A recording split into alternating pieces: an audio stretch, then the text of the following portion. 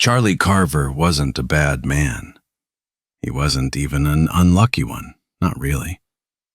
Just stuck.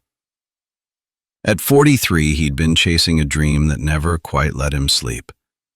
Every night, after work at the insurance office, he'd climb the narrow wooden stairs to the attic, his sanctuary, his prison, and try to write himself into another life. One with bigger rooms, softer voices, and maybe a little light coming through the windows. He'd been doing this for 20 years. 20 years of drafts, rejections, and quiet humiliation. 20 years of Sarah rolling her eyes as she lit another cigarette and said, "You could have painted the kitchen instead." Sarah wasn't cruel, just tired. The kind of tired that turns love into static. She was softer now. Weight she blamed on stress, though Charlie thought it made her look comfortable, homey. What he hated wasn't her size. It was the smoke. The constant smell of ash and bitterness that clung to her hair, her nightgown, her kisses. Still, he loved her. Loved their 2 kids, the chaos, the overdue bills, even the dog that chewed through his slippers. He loved it all. But he wanted more. Not greed, not fame, just validation. He wanted the world to see what he saw when he wrote. Once, 5 years ago, he'd self-published a little horror novel called Whispers in the Cornfield.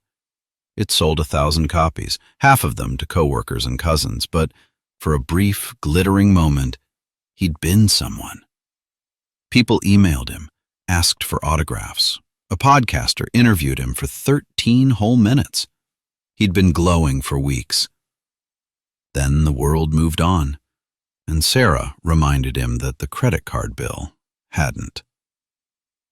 The attic wasn't much to look at.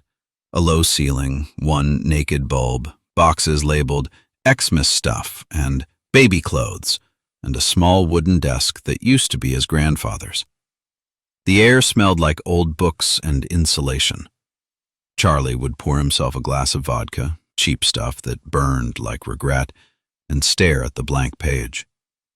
Sometimes he'd write a line or two before the silence got heavy and the walls seemed to lean in, listening. Tonight felt no different. Sarah had gone to bed after another spat about money. The kids were asleep. The house was quiet except for the old clock ticking down the hall. Charlie sat at his desk, took a drink, and started scribbling. Then, like always, the self-doubt slithered in. Who are you kidding, Charlie? You had your shot. You're no king, no Kuntz. You're nobody. He leaned back in his chair, staring at the cracked ceiling above him. The vodka made the bulb blur into 2, then 1 again. He reached for his pen, and the back leg of the chair snapped. Thunk! Charlie's world tilted. His skull hit the floor with a hollow, bell-like crack. For a moment he saw stars, then nothing but spreading blackness. When he came to, the attic light was flickering. His head throbbed, but he was alive. He sat up, chuckling weakly. "Hell of a tumble, Karver," he muttered. He rubbed his head, set the chair upright, and sat down again. The blank paper in front of him seemed to glow faintly, the edges breathing like lungs. "Let's try this again," he whispered. He put the pen to paper, and the words came. Not like before, not haltingly or forced. This was flow, like someone had turned on a faucet in his skull. The pen moved on its own, loops and scratches forming scenes that sang. He didn't even think about what he was writing, he just watched it happen.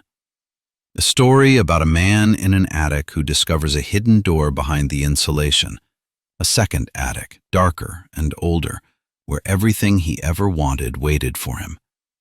If he was willing to trade what he already had. By the time dawn broke, Charlie's hand was cramped, his glass empty, and 50 pages lay on the desk. The next morning, he called in sick to work, typed the story up, sent it off to every publisher he could find. 3 days later, an email came. Subject: urgent. Call us immediately. Harper and Hale Publishing. He stared at it for a full minute before his heart caught up. Within a week, Charlie Karver was no longer a nobody. The editors said his manuscript was unlike anything in recent memory. They called it visionary, raw, terrifying.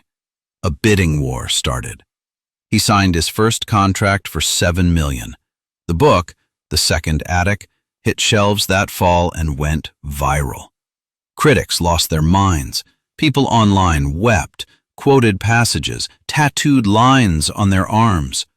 Within months, Hollywood called. Sarah changed too. She stopped smoking, started smiling again, lost weight. She told him she was proud, called him her brilliant husband in interviews. They bought a 7,500 square foot house near Chatham, granite counters, heated floors, a swimming pool that shimmered like glass. Charlie quit his job. His parents cried at the first book signing. His kids bragged about him at school. Every dream he'd ever had, every single one, had come true. And still, late at night, he'd find himself wandering the halls of his mansion, thinking about the attic. Not the attic, the one he wrote about, the second attic. Sometimes he'd hear a soft thumping noise when the house was quiet, like something shifting above him.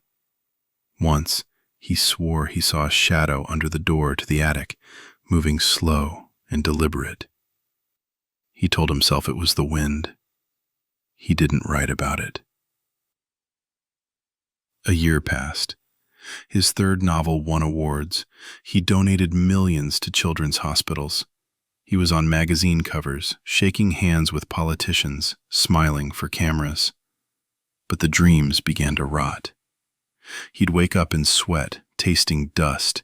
He'd dream of the old attic, the real one, and the thump his skull made on the floor. In those dreams, he'd see Sarah again. Not the new one, with perfect teeth and gym-toned arms. The old one, the tired one, the one with the cigarette and the soft sighs. "Charlie," she'd whisper, "come home."